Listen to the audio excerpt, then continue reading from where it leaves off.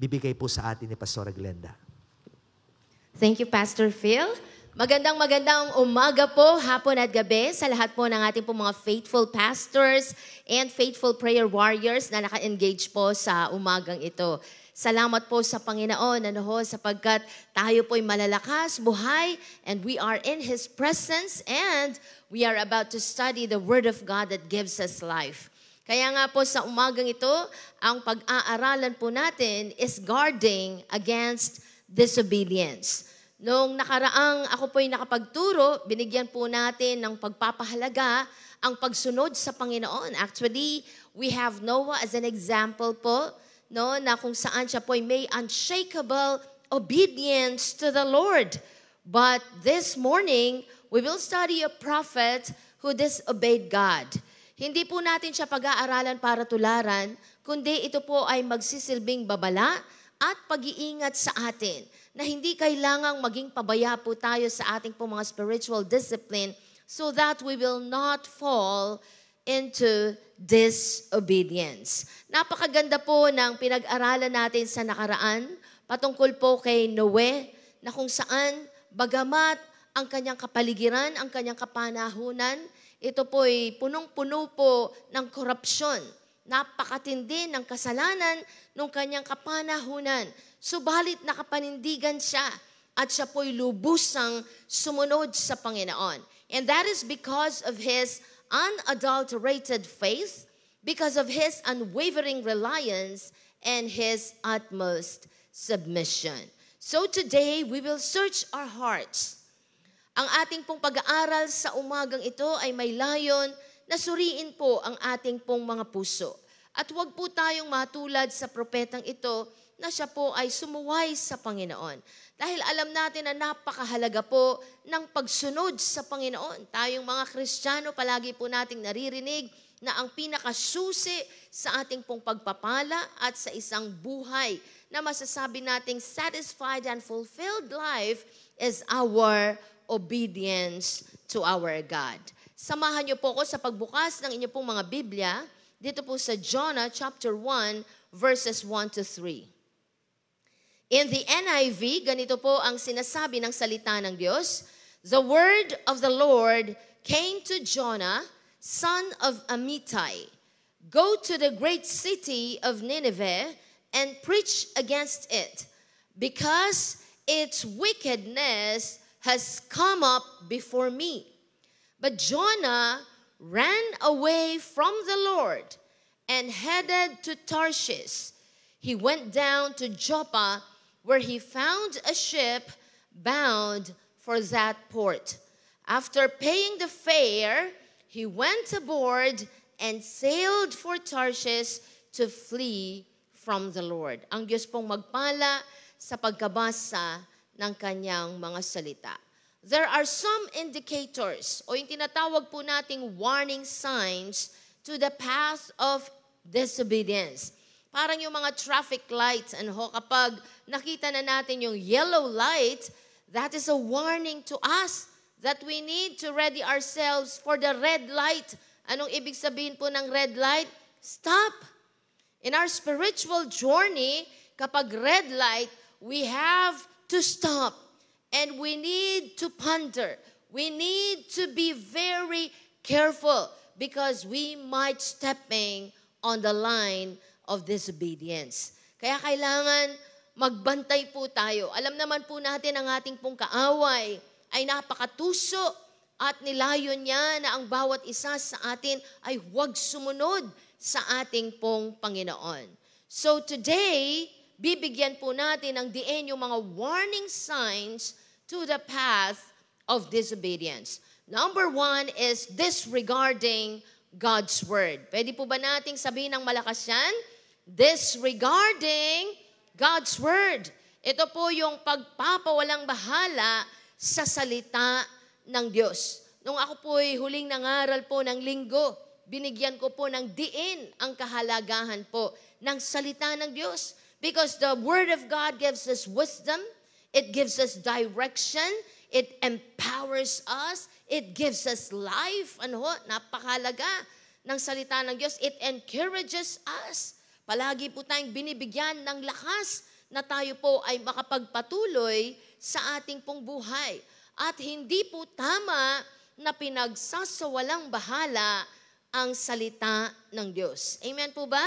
Sa binasa po natin kanina in Jonah 1:1, the word of the Lord came to Jonah, son of Amittai. Yung phrase na the word of the Lord came to Jonah, ito po ay pagpapaalala sa atin that God constantly tries to speak to the hearts of His people. Gustong-gusto ng Panginoon na mangusap sa bawat isa sa atin. Kaya ang tanong, tayo po ba ay nakikinig sa ating pong Panginoon? Every day, God tries to speak to us. Siya po'y nagnanais na mangusap sa bawat isa sa atin. Kaya ang tanong ngayon, ang Diyos ba'y nakapangusap na sa ating mga puso?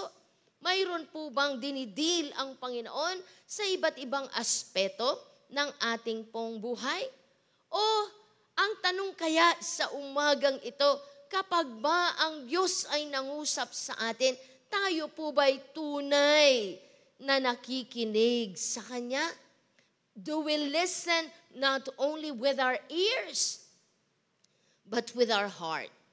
And are we paying to what God is saying to us? Dahil marami po ngayon ang hindi po nakikinig kung ano talaga ang sinasabi ng Diyos sa kanila. At ano pong dahilan why they do not pay attention to the Word of God? Dahil po kung minsan, yung instruction ni Lord, yung sinasabi ng Panginoon, ay hindi po nila gusto. Kaya they have the tendency not to pay attention to what the Word of God says. Di po ba ang daming turo ng salita ng Diyos, ang daming pangungusap ng Panginoon sa atin na tayo'y magpatawad sa mga nakakasakit ng ating kalooban, mahalin natin ang ating pong kaaway, tumulong tayo sa mga mahihirap na nagsusumikap sa buhay. Magbigay tayo ng may pagsasakripisyo, maglingkod ng walang pagyayabang, humayo at ibahagi ang mabuting balita sa mga napapariwara at huwag gagantihan ang mga gumagawa ng masama sa atin. Tama po ba? Yang lahat ng yan ay turo ng salita ng Diyos. Yan ang pangungusap ng Panginoon sa atin. Ngayong umaga, sa konteksto po ng ating pinag-aaralan, let us imagine how Jonah felt when he heard the Spirit says, "Go to Nineveh." Hindi po niya gusto ang sinabi ng Panginoon sa kanya na pumunta siya sa Nineveh at bigyan ng babala ang mga taong masasama para sila ay manumbalik sa Panginoon. Hindi po gusto ito ni Jonah. Kung patuloy po nating ipagsasawalang bahala, mga kapatid, ang salita ng Diyos, ito po ay mauuwi sa hindi pagsunod sa Diyos.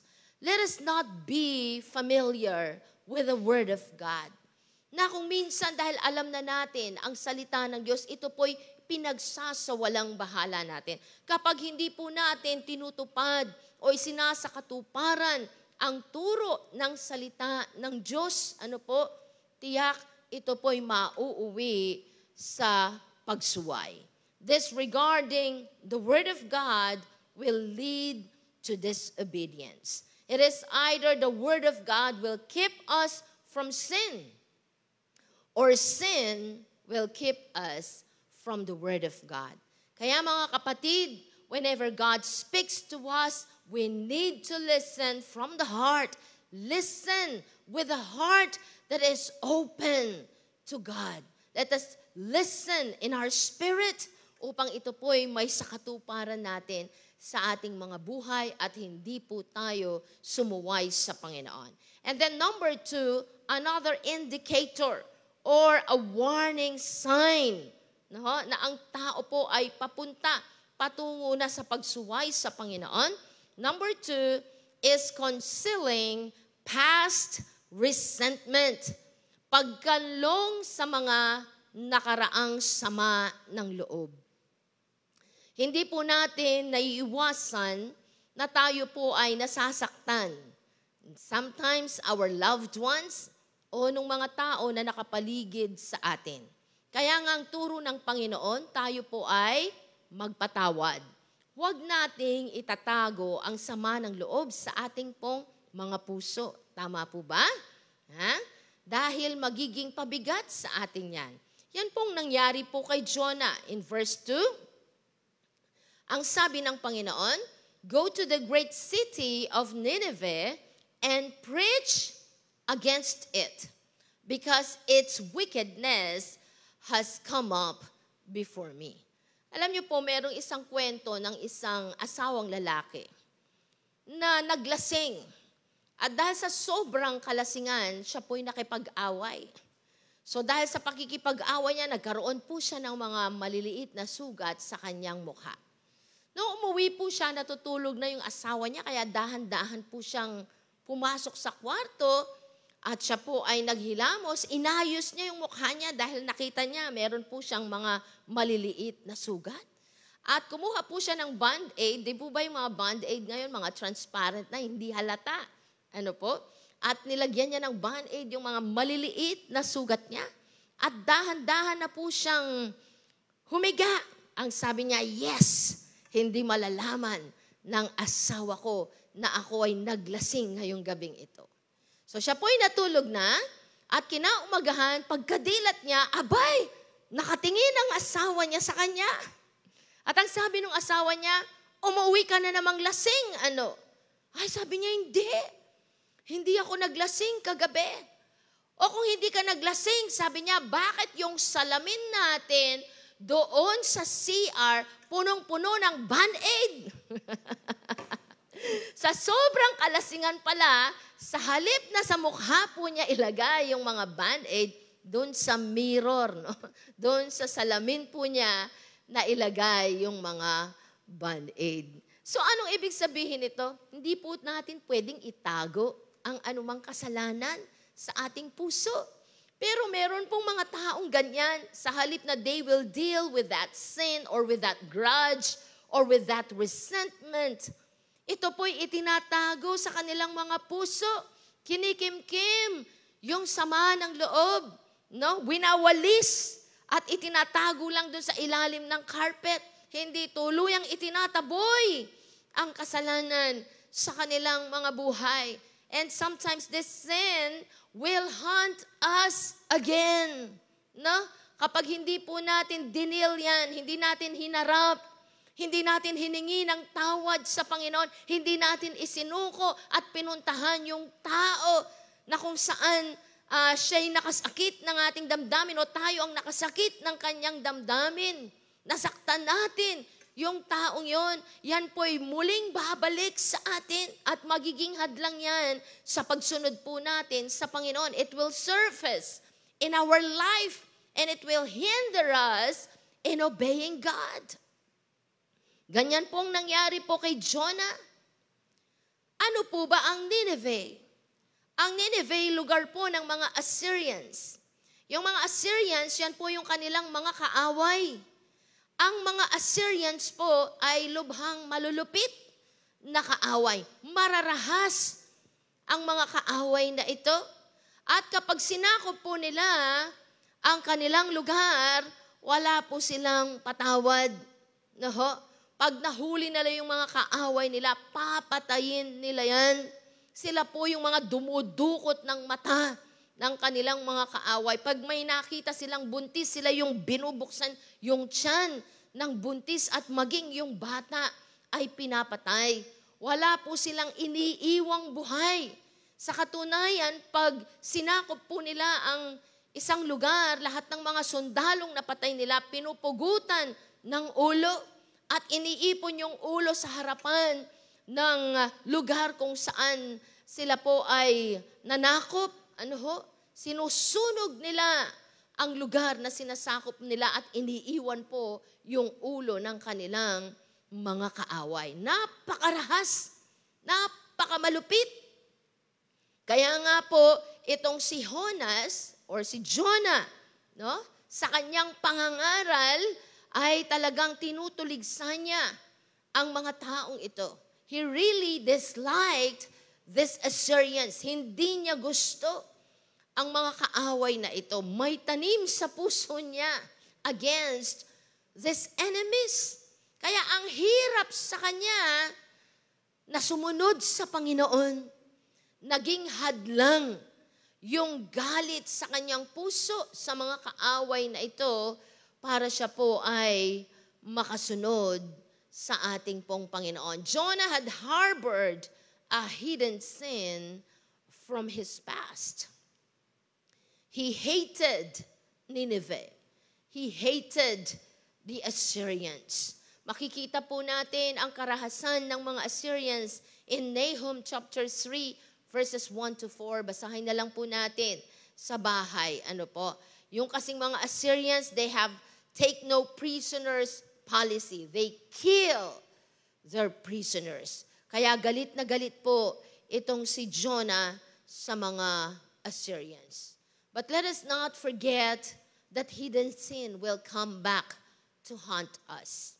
Kapag meron po tayong itinatagong kasalanan sa puso natin, mga kasalanang hindi po natin dinidil, darating ang araw, hahabulin tayo nito. Meron tayong mga katagang binabanggit, mumultuhin tayo ng ating nakaraan. Ang ibig sabihin, magkakaroon ng bagabag, pagkabagabag sa ating pong buhay. It became the excuse of his rebellion against God. Kaya kailangan po nating tandaan na kung meron mang mga sama ng loob pa na natitira sa ating pong mga puso, laban dun sa mga taong nakasakit ng ating pong kalooban, maaaring mga kapamilya natin mismo yan, baka yung asawa natin, yung magulang natin, mga anak natin, mga kapatid, no? O mga kapatiran, mga kaibigan. My dear brethren, this is the time that we need to deal with that sin. Let us not conceal any grudge in our heart dahil magiging mabigat ang ating pong buhay kapag patuloy po nating inalagaan ang mga sama ng loob na ito. Let us pray for much of God's grace in our lives so that we can deal with this sin. At pagkatapos po nating isuko, ikumpisal sa Panginoon, puntahan natin yung tao na nakagalit natin at tayo po'y humingi ng tawad. Kahit na medyo malamig pang puso nila sa atin na totoong tagasunod ng ating Panginoon, tayo na ang magpapakumbaba at tayo po ang hihingi ng tawad sa kanila because we do not want this grudge to be a hindrance or to be an excuse of our disobedience or rebellion against God. And number 3, this is the last po. What are the warning signs that we are headed to disobedience? Number 3 is neglecting our mission. Yung kawalan ng malasakit at kapabayaan sa ating pong misyon. In verse 3 of Jonah chapter 1, ang sabi po ng salita ng Diyos, but Jonah ran away from the Lord and headed for Tarshish. He went down to Joppa, where he found a ship bound for that port. After paying the fare, he went aboard and sailed for Tarshish to flee from the Lord. Anong utos po ng Panginoon kay Jonah? Preach against Nineveh. Mangaral ka.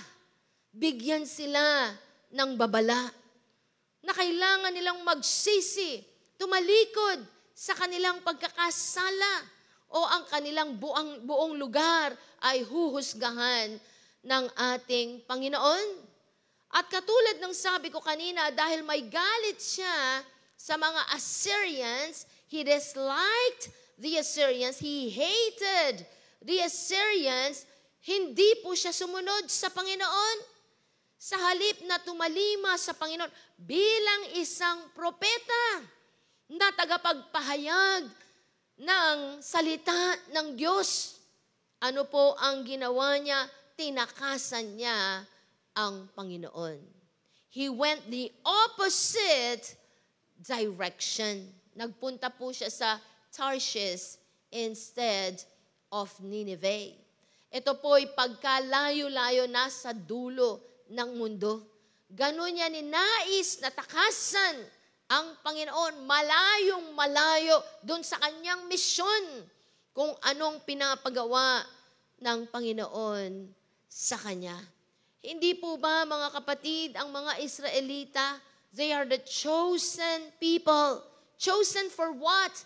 Chosen to speak about the love of God, about knowledge for God. Na sila po ang gagamitin ng Panginoon na tagapagpahayag ng katunayan ng Diyos, ng pag-ibig ng Diyos. Yan ang dahilan kung bakit pinili sila ng Panginoon. Kung papaanong tayo ngayon na sumampalataya sa Kanya ay binigyan din ng misyon ng ating Panginoon na ipahayag ang patungkol sa kabutihan, patungkol sa pag-ibig ng Diyos, patungkol sa kanyang pagsasakripisyo upang maibalik muli yung mga napawalay sa ating pong Panginoon. In our times today, we were also commissioned by God. Lahat tayo may misyon. Wala po tayong dahilan upang hindi ibahagi ang pag-ibig ng ating pong Panginoon. Amen po ba, mga kapatid? Hindi ba't ang sabi ng Panginoon kay Abraham that through his seed, he will bless many nations? Sa pamamagitan ng lahi ni Abraham ay pagpapalain ng Diyos ang mga bansa. At tayo po'y nakadugtong doon as we believe in God, as we have faith in Jesus, express faith in the Lord Jesus Christ, we have been grafted to the righteous Abraham. Na? Tayo po'y naidugtong kay Abraham. Kung kaya't, mayroon din tayong misyon, mga kapatid, na ibahagi ang pag-ibig ng Panginoon sa mga hindi pa kumikilala sa Kanya. Amen po ba? Alam nyo, we have no excuse.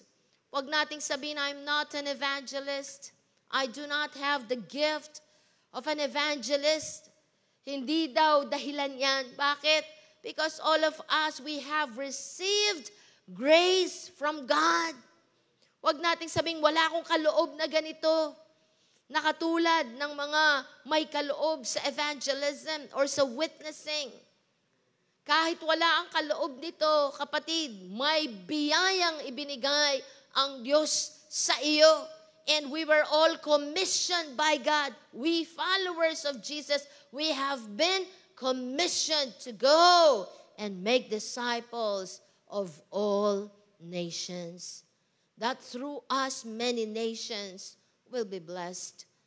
Through our sharing sa ating pagpapakilala sa Panginoong Jesus, sa mga tao, sila po'y pagpapalain ng Panginoon at makakasumpong po sila ng kaligtasan. Sa katunayan ng mismong kwento ni Jonah, ito po'y pagpapakita. It illustrates the redemptive work of God in the world. That God, He loves the world and sends us to them. The love of God is available to the wicked and vile, as well as the civil and self-righteous. Ang pag-ibig ng Diyos ay para sa lahat. Maging dun sa pinakasukdulan, ang nagawang kasalanan, ito'y kayang abutin ng pag-ibig ng ating Panginoon. Nineveh, ano po ang sinisimbolo ng Nineveh? The Assyrians represent the unconverted that desperately need to know both God's love and their impending judgment. If they will not repent, they will experience the judgment of God. Si Jonah, the prophet, represents the one sent to share God's love. He was glad to speak for God to the good people, but refused to speak to those that appeared to need the gospel the most. Sino yung pinaka nangangailangan ng mabuting balita ng kaligtasan? Sila na higit ang ginawang kasamaan o kasalanan. Bagamat lahat ay nangangailangan ng kaligtasan at lahat ay kailangang bahaginan ng mabuting balita. Disregarding God's word, concealing past resentment, and indifference to the lost led to the prophet's deliberate disobedience. Dahil hindi niya binantayan ang tatlong ito po'y nauwi sa kanyang pagsuway sa Diyos. Yung salitang but in verse 3 of Jonah chapter 1, but Jonah ran away from the Lord. Ito po'y nagpapahayag na alam niya kung ano ang inuutos ng Diyos. But instead of listening, he decided to willfully disobey God. Ito po ang nakakalungkot sa kwentong ito. Disobedience is a gentle word for rebellion. Every time that we disobey God, we rebel against God. Kaya nga po mga kapatid, bantayan natin ang ating puso. Tiyakin po natin na hindi po natin ipinagsasawalang bahala ang salita ng Diyos.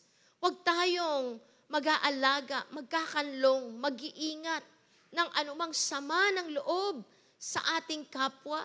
Dahil ang Diyos po natin ay Diyos ng pag-ibig at hindi niya ninanais na mamalagi po yung galit sa ating pong mga puso. And let us not be indifferent to the lost. Kailangan mayroon tayong puso para sa tao sapagkat ang dahilan kung bakit naparito ang anak ng Diyos ay upang hanapin at iligtas ang mga nawawala. Kaya nga po sa ating pong pagtatapos, mga kapatid, let us be warned not to commit the mistake of the irresponsibility of running from God. When God calls us to do something, tiyakin po natin na tayo po ay susunod. Ang tanong sa umagang ito, may ipinapagawa ba ang Diyos sa atin? Iba-iba ang tugon ng mga Kristiyano. Mayroong kapag may pinapagawa ang Diyos, ito po'y pinagsasawalang bahala. Wala silang ginagawa.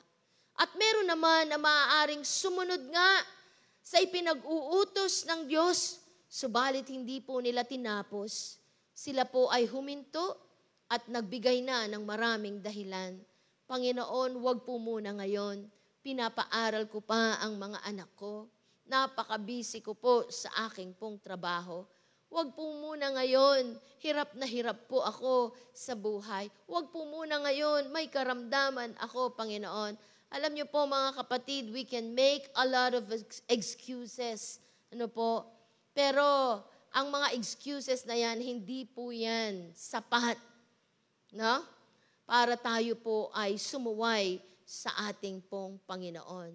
Tiyakin natin na talagang iaalay natin ang buhay na ito sa pagsunod sa Panginoon. It's a great privilege to be a servant of God. So let us be responsible. Let us not run from God when God is bidding us to do something.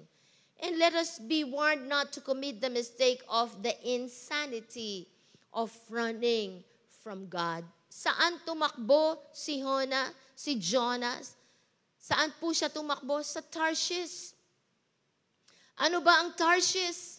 Tarshish is the place that is opposite God's will. It is insane to go against the will of God. Alam po ba ninyo, kapatid, walang kapayapaan sa isang taong sumusuway sa kalooban ng ating pong Panginoon.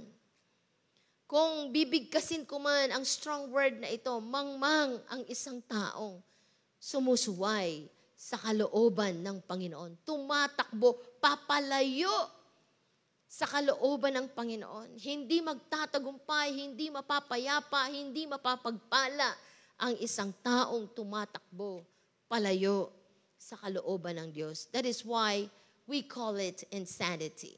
And let us be warned not to commit the mistake of the impossibility of running from God. It is impossible to run from God. Hindi po tayo pwedeng tumakbo o magtago sa Panginoon. Ang Diyos ang makapangyarihan sa lahat. So let us be warned, my dear friend, there is no other safe place in our life than to be in the will of God. So let us obey what God is saying to us today. Alam ko, naririnig natin po ang tinig ng Panginoon. At kung ano man ang sinasabi niya sa atin, huwag natin itong ipagsawalang bahala, kundi lahat tayo ay tumalima at sumunod sa ating Panginoon. Amen?